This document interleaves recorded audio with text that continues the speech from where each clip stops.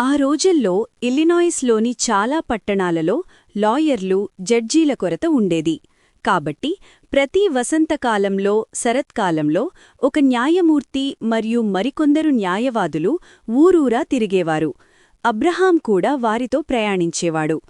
అతను తన పత్రాలన్నీ, cheque book మరియు ఒక చేతిరుమాలు తన టోపీలో ఉంచుకునేవాడు.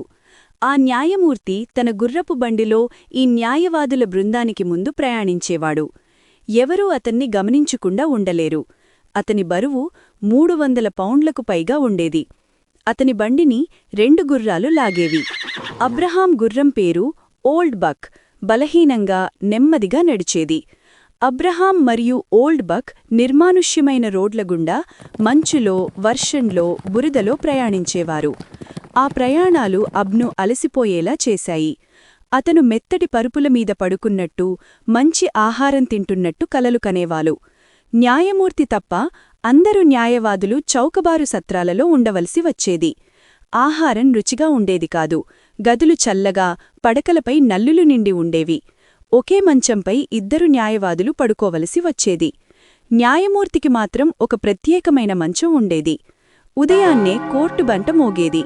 అబ్రహాం కోర్టు భవనానికి హడావిడిగా వెళ్లేవాడు. కోర్టు భవనం దగ్గర పందులు నివసించేవి. ఆ పందుల అరుపుల వల్ల అబ్రహాం గట్టిగా మాట్లాడవలసి వచ్చేది.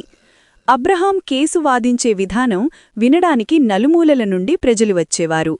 అతను వాదించే తీరు అందరికీ కేసు సులభంగా అర్థమయ్యేలా ఉండేది. కేసుకు అనుకూలంగా అతను కథలు, జోక్లు చెప్పేవాడు. అతను పిల్లిని కూడా నవ్వించగలడని ప్రజలు అనేవారు. ఒకసారి అబ్రహాం అవతలి లాయర్ చెవిలో గుసగుసలాడుతూ ఒక జోక్ చెప్పాడు. ఆ లాయర్ గట్టిగా నవ్వాడు. నిశ్శబ్దంగా ఉండు, నీకు $5 జరిమానా అని న్యాయమూర్తి అరిచారు. విచారణ ముగిశాక న్యాయమూర్తి అతన్ని ఒక జోక్ చెప్పమని అడిగాడు. అతను ఆ లాయర్లాగే గట్టిగా నవ్వాడు. దాని విలువ $5 కన్నా ఎక్కువ, జరిమానా గురించి మర్చిపో అన్నారు న్యాయమూర్తి. జీవితం సులభం కాదు. దారులు కఠినంగా ఉండేవి. రాత్రులు చల్లగా ఉండేవి. కాని అబ్రహాం ఎప్పుడూ ఆశ వదులుకోలేదు.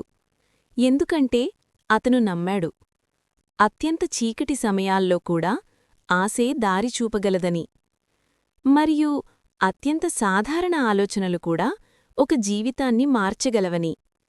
ఈ కథ మీ నచ్చినట్లయితే లైక్, షేర్ మరియు సబ్స్క్రైబ్ చేసుకోండి.